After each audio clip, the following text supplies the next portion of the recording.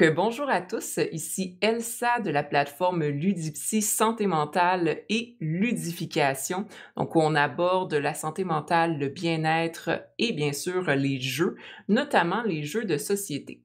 Et aujourd'hui, j'ai vraiment le plaisir de pouvoir discuter avec Fabien Gridel, qui est le concepteur et le créateur du jeu Rest in Peace. C'est un jeu en fait qui est très intéressant parce qu'on va jouer deux familles de fantômes qui sont ennemis, donc l'une contre l'autre. Donc vous allez voir, c'est un jeu de duel dans lequel on essaie de hanter le plus de maisons possible et en fait, c'est d'essayer d'être les vainqueurs en récupérant un nombre de demeures ou de châteaux. Que c'est un très bref introduction. Si jamais vous voulez en apprendre plus, on va en discuter, mais également, je vous invite à aller voir toutes les vidéos de vidéos règles et de présentations de jeux qui sont disponibles sur les médias sociaux. Aujourd'hui, en fait, on va commencer par, discuter avec Fabien de son processus de création de jeu. Qu'est-ce qui l'a amené à créer le jeu Rest in Peace? Bien sûr, eh ben, je m'appelle Fabien Gridel, j'ai 41 ans, je vis à Lyon et du coup, je suis amateur de jeux de société, depuis, on va dire à peu près 30 ans et OK. voilà, j'ai mon métier, je suis informaticien, mais c'est pas très intéressant en soi. Donc j'en comprends que, il y a peut-être pas nécessairement un lien entre ta profession et la création du jeu, Rest in Peace. Non, non, non, pas du tout même. Ça OK. a pas été le cas sur d'autres créations, qu'on a en ce moment ou qui mêlent, un peu l'informatique, mais là, pour Rest in Peace, ça n'a pas du tout été le cas. OK, OK. Donc c'est plus ta passion que justement tu as depuis, si j'ai bien calculé, à peu près l'âge de 10 ans.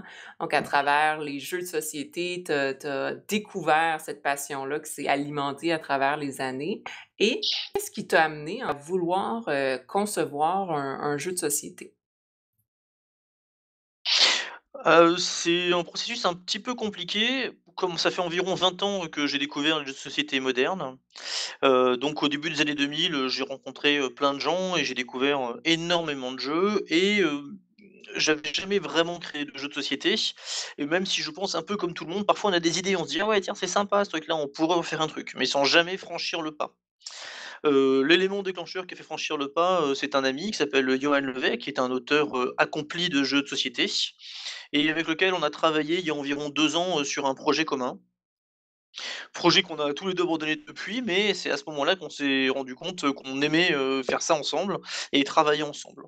Bon, Rest in Peace n'est pas un jeu qui a été créé avec lui, mais j'en ai d'autres avec lui. Mais du coup, c'est quand même ça qui a mis, on va dire, le premier coup de pédale, dans la création.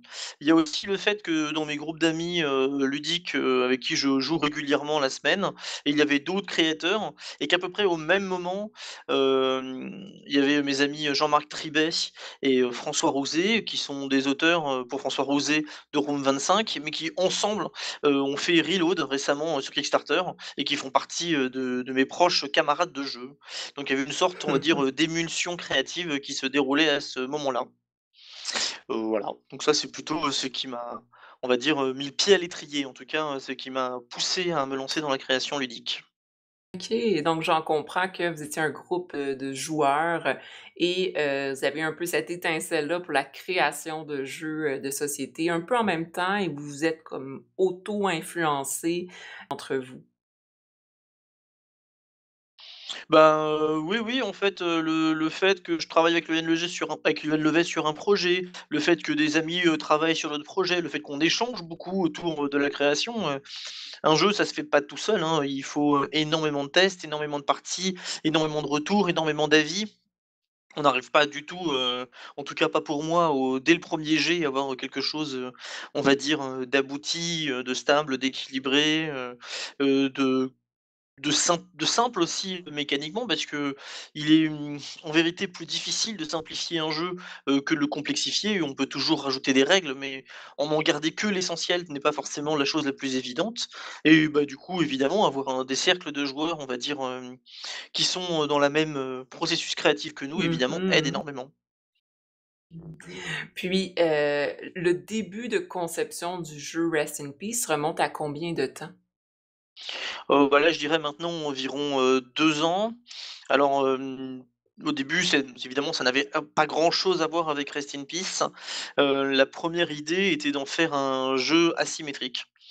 Parce que j'adore les jeux asymétriques et du coup, on avait déjà un paquet de cartes, mais les cartes pouvoir qui maintenant sont devenues les cartes médium, étaient intégrées dans les paquets, des monstres fantastiques qui se battaient et du coup, chaque paquet de monstres était très différent et il y avait, l'idée un peu du tir à la corde. On faisait des manches consécutivement qu'on abandonnait ou qu'on gagnait de la même manière, mais qui par contre n'avaient pas du tout les cartes médium au milieu en guise de compensation quand on abandonnait une manche et du coup, du coup l'idée c'était plutôt d'avoir un jeu qui était très, très riche avec, énormément de monstres différents, de paquets différents, sur une base qui était relativement stable, puisque c'était toujours un jeu de la carte et de la collection. Sauf qu'au milieu de ces cartes, il y avait des cartes à effets spéciaux et donc ça remonte, il y a environ 2 ans. C'est pas que les retours étaient pas bons, c'est que le jeu était du coup relativement expert. Mmh. Expert dans le sens que même si mécaniquement c'était déjà assez simple, bon il y avait déjà, je sais plus, une grosse dizaine de manches. Il y avait un système de tir à la corde pour compter les points de victoire et il fallait atteindre le bout adverse, pour gagner la partie. Et donc c'était déjà mécaniquement assez simple. Par contre, pour bien jouer, malheureusement, il fallait faire un nombre hallucinant de parties, connaître parfaitement les cartes adverses, les avantages et inconvénients, parce qu'en plus, chaque monstre avait des pouvoirs différents. Les cartes spéciales étaient toutes intégralement différentes dans chacun des paquets. Bref, la répartition des cartes chiffrées, qui maintenant est identique, était également différent. Bref, c'était vraiment très expert. Et du Mmh. coup, ce proto-là a été totalement abandonné pendant plusieurs mois. Jusqu'au confinement, de l'année 2020, voilà. Jusqu'au confinement 2020, donc on va dire que jusqu'à mars 2020, entre l'été, été 2019 et mars 2020, il ne s'est pas passé grand chose, ce proto était complètement, mis aux oubliettes. Donc voilà sur le début de la création du jeu. OK et là, c'est très intéressant parce que justement, je le nommais un peu tout à l'heure, avant la rencontre, mais les cartes médium, est quand même une, mécanique de jeu qui est très intéressante dans le jeu Rest in Peace, puis qui amène cette originalité-là aussi dans l'aspect stratégique et les stratégies d'action, par rapport à notre adversaire. Donc c'est bien intéressant comment ce processus-là a évolué à travers les années, en fait, de conception du jeu. Donc aux alentours du tout début du confinement, ce qui m'a repoussé à travailler sur le prototype, c'est Tabletop Mmh. Simulator. De nombreux amis créateurs autour de moi avaient le logiciel. Moi, je m'étais jamais trop, penché, sur la question. Un jour, je me connecte sur Steam, ils font une promotion, je clique dessus, je l'achète, je me dis: «Très bien» et du coup, je lance le logiciel et évidemment, on c'est très facile de créer, parce que c'est fait pour, de créer des cartes, de créer des jetons, des cubes et tout un matériel, on va dire, ultra standardisé, pour le jeu de société. Et bah, du coup, le premier que j'ai intégré dans Tabletop Simulator, c'est celui-là. J'avais d'autres protos en tête, pour Tabletop Simulator, mais bon, je m'étais bien dit que j'allais commencer par un petit truc. Donc évidemment, un petit jeu de cartes, on va dire, avec, du matériel simple, ça paraissait, une bonne cible, pour Tabletop Simulator. Et du coup, comme je ressors les cartes, je ressors mes fichiers, moi j'ai tout, sur mon drive sur internet. Bah, du coup, je ressors les fichiers, je ressors les machins. Du coup, je m'y repenche. Du coup, j'y fais jouer mes enfants parce que j'ai 2 enfants, dont un aîné qui a 13 ans et qui est particulièrement joueur. Et du coup, c'est à ce moment-là que je me repenche, en vérité sur Rest in Peace. Donc c'est pendant le premier confinement. Et du coup, la première tâche à ce moment-là, ça a justement été de retirer l'aspect asymétrique, ce qui est un peu dommage parce que c'était un peu, en fait, l'idée d'origine du jeu, mais bon tant pis, voilà et donc de retirer ces cartes qui sont devenues les cartes médium, donc toutes les cartes spéciales, des paquets des paquets, à l'époque c'était des créatures fantastiques, mais bon, donc des paquets des joueurs, on les a retirés, pour devenir un enjeu de la manche et évidemment, une fois qu'on les a retirés, le jeu devient beaucoup plus accessible parce que si on a des effets qui sont très simples et très facilement explicables, ma fille qui est très jeune pouvait d'un seul coup, venir jouer, avec nous. Ça permettait aux gens de directement connaître tout puisqu'on a désormais 2 paquets strictement identiques de cartes.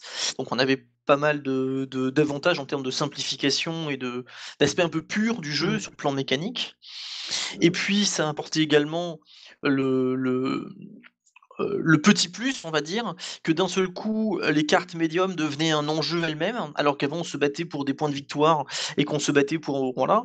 Et d'un seul coup, les cartes qui étaient des cartes pouvoir au milieu, bah, deviennent un enjeu pour la manche et que se battre pour la manche, avant c'était uniquement se battre Mmh. pour gagner des points. Maintenant, on peut se battre toujours pour gagner maintenant les demeures, puisque c'est devenu bien plus tard dans le développement, on en reparlera peut-être des demeures, mais peut-être aussi pour éviter que la bonne carte, on veut gagner la manche pour que la carte qui soit pas très bonne, ça soit l'adversaire qui l'ait. On se dit: «Bah non, je préfère gagner d'autres manches, je préfère, perdre d'autres manches que celle-ci» et donc voilà. Ou on peut aussi gagner pour être celui qui va commencer la manche suivante et du coup commencer la manche suivante en passant, si on estime que la carte, du tour prochain est bien meilleure.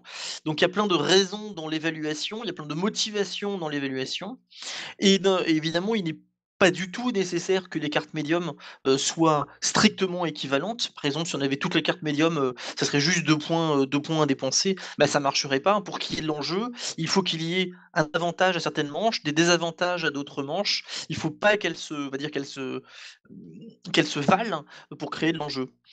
Et donc du coup, au fur et à mesure, des tests, on s'est rendu compte que c'était évidemment beaucoup mieux comme ça et c'est uniquement après ce moment-là, que le jeu a été présenté à Blue Cocker. OK. Et dans tout ce processus-là de création du jeu, est-ce que tu sens que tu as rencontré certains obstacles ou, des défis? Alors des obstacles et des Mmh défis, mh. il y en a, évidemment toujours, hein. La version que j'ai présentée, à Alain, de Blue Cocker, elle est très éloignée de la version finale. Alors le jeu était déjà, on va dire, solide mécaniquement, mais alors par exemple, il n'y avait pas de demeure, il n'y avait pas du tout cette histoire de majorité, il n'y avait pas, du tout, cette histoire de manche finale et donc avec, tout l'aspect, stratégique qu'elle inclut. Est-ce qu'on doit mettre des cartes dans la manche finale? Si oui, combien? À quel moment? Pourquoi? Bref, toutes ces questions qui vont se poser dans la partie de Rest in Peace n'y étaient pas du tout dans le proto initial, et donc ça a été, tout plein, on va dire d'obstacles, mais plutôt, d'obstacles, sympathiques, hein, d'étapes de réflexion dans le développement du jeu, donc là, c'était plutôt une bonne chose, on va dire et ces points-là ont été traités. Alors évidemment, c'était le confinement, donc on était tous très disponibles, hein. Parce que pendant le confinement, bon moi j'ai pas beaucoup travaillé, j'ai été malade pendant 15 jours, j'avais mes enfants tout le temps à la maison, j'ai eu des congés, bref, et du chômage au travail donc voilà, on était tous, très disponibles et voilà et pendant les temps libres, pendant le confinement, la création de jeux et Tabletop Simulator qui du coup peut se faire à distance, est un outil, très propice à un développement rapide. Mmh. Donc, il y a eu différents, obstacles comme tu mentionnes, mais qui ont pas été nécessairement négatifs, qui ont permis, dans le fond, l'amélioration du jeu et ça a demandé une certaine adaptation, mais qui était quand même positive, là, j'en comprends. Puis, la Mmh. question un peu inverse, maintenant que le jeu est édité et disponible, donc que le processus est quasi, finalisé, disons-le ainsi, est-ce que tu sens que ce processus-là de création de jeu t'a amené, des apprentissages, des effets positifs? Alors, bah, je retiens surtout plein de bonnes choses. Alors déjà, on a une relation, enfin donc moi l'éditeur, Alain, que de Blue Clocker, c'est aussi mon ami. Dans la vie, on se connaît depuis très longtemps, et donc c'est quelqu'un que j'apprécie, très sincèrement et donc du coup, à la signature du contrat, puisqu'on a signé le contrat, courant avril, alors j'ai pas la date en tête, qu'importe, donc courant avril de l'an passé. Évidemment, il y avait un petit peu d'appréhension, entre, ben, on va devoir, travailler ensemble. Il va y avoir voilà, une relation qui n'est pas une relation amicale forcément entre nous et du coup, au contraire, je ça n'a été, enfin, vraiment, ultra cool, que ça soit et dans le développement et dans la relation auteur-éditeur et donc ça, c'est vraiment un point, super positif qui m'a vraiment apporté beaucoup. Déjà, j'avais, une vision, on va dire, assez, étriquée du travail éditorial. Je me disais bien, qu'ils avaient, comme job, de choisir, les formats, de choisir les boîtages, de choisir la direction artistique et les illustrations, d'orienter, plein de choses, de faire mais en fait, ça va beaucoup plus loin que ça et dans la communication et dans les choix et dans les plannings et dans tout plein de détails, auxquels, je saurais même plus te citer maintenant. Mais, dans lequel, j'ai été, on va dire, très normalement impliqué, mis au courant. Alors, moi il y a plein de domaines dans lesquels je n'ai aucune compétence, hein, et je les choix d'éditeurs, enfin, ont été faits, par eux, pas du tout par moi. Mais par contre, j'ai été vachement impliqué, s'appelle dans tout le processus et c'était, vraiment extrêmement cool OK. et du coup, très positif quoi, en termes de comment dire? De connaissances générales, du métier d'éditeur. Mmh. Donc, j'en comprends justement ce travail-là qui a été très, collaboratif, en sorte que ça a été une expérience positive pour toi, plus que si, tu as été mis de côté dans la prise de décision ou même dans la conception heu, de tout l'aspect d'édition du jeu, là. Mmh. Oui. Bah, alors, en plus, il y a enfin, je sais pas, bon, moi, j'ai signé que 3 jeux pour l'instant. Je suis pas du tout un auteur, confirmé ni expert. Mais alors, Alain ne signe pas le jeu, tant que le développement n'est pas fini. C'est-à-dire que durant tout le temps, durant donc quasiment du confinement, de l'année passée, où on travaillait sur le jeu, on n'avait pas de contrat signé et il m'avait dit: «On ne signerons un contrat que quand je suis sûr de faire le jeu, quand on a fini le développement et qu'on est tous les 2 d'accord sur ce qui est fait et que ça nous plaise à tous les 2». Heu, voilà. Donc c'est sa façon de travailler et tout et ça me convient, tout à fait. OK, et là, c'est intéressant parce que tu le mentionnes, c'est pas le premier jeu non plus que tu crées. Tu en as créé 2 autres, ce qui fait quand même une bonne expérience, en fait. Est-ce que tu aurais des conseils peut-être à donner aux créateurs, de jeux, ou aux personnes qui souhaitent s'impliquer dans la création d'un jeu? Alors des conseils aux créateurs, je ne suis un peu personne pour leur donner des conseils, enfin je n'ai pas vraiment d'expertise dans le domaine, il y a tellement d'auteurs, connus et renommés, que ce soit en France ou à l'étranger, qui ont édité, des dizaines de jeux et qui sauront donner sûrement des conseils, on va dire, beaucoup plus experts que moi en tout cas sur l'aspect, game design et création. Par contre, ce que je peux leur parler, de mon expérience, c'est que le métier d'auteur de jeu ne se contente pas à la création de jeux. C'est évidemment la partie la plus réjouissante, hein, faut pas Mmh. se mentir. C'est ce qui nous plaît souvent dans la création, c'est, penser, réfléchir aux mécanismes, trouver des solutions, dans les moindres détails, de règles ou d'équilibrage, de manière à ce que le jeu soit le plus fluide, le plus agréable, le plus et qu'il contente le mieux et qu'il soit le plus efficace dans son résultat. Par contre, mon expérience, de jeune auteur, on va dire, fait que j'ai pris conscience que le métier d'auteur, ce n'était pas uniquement la création. C'était plein de choses et bah, par exemple, ce qu'on fait en ce moment, c'est, répondre à des interviews pour, parfois assurer la promotion du jeu. C'est, écrire, des articles, sur les communiqués. C'est participer à plein de choses auxquelles par exemple, la démarche, de démarcher des éditeurs. Heu, c'est pas du tout une démarche qui, moi, par exemple, dans lequel je Mmh suis à mh. l'aise. Heu, envoyer des mails, leur proposer des protos, les convaincre, les faire jouer, c'est pas ça fait clairement partie du job de l'auteur. Créer des jeux, c'est bien, mais vouloir les faire éditer, c'est encore une facette du métier et quand je dis métier, je le prends pas moi pour un métier, hein, c'est pas mon activité Mmh mh. principale, mais auteur de jeu, ça n'est pas que créer des jeux, c'est plein de choses à Mmh. côté. OK.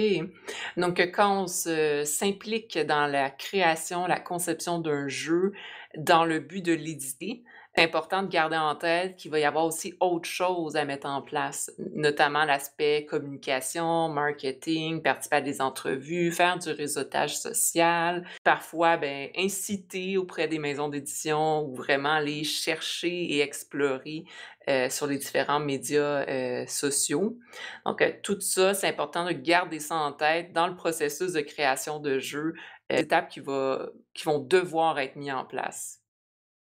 Ouais, tout à fait. Surtout que, les éditeurs, ont je pense qu'ils Mmh. sont pour la plupart harcelés, par les auteurs, qui cherchent naturellement à faire éditer leurs prototypes. Et du coup, bah, voilà, c'est compliqué, alors surtout en temps de Covid naturellement où il y a pas de salon et festival, pour aller à leur rencontre. Mais du coup, c'est évidemment, compliqué, de leur dire: «Bah, voilà, j'ai un proto, ça peut vous intéresser, je pense que ça rentre dans votre gamme, voici comment ça fonctionne, voilà pourquoi c'est original».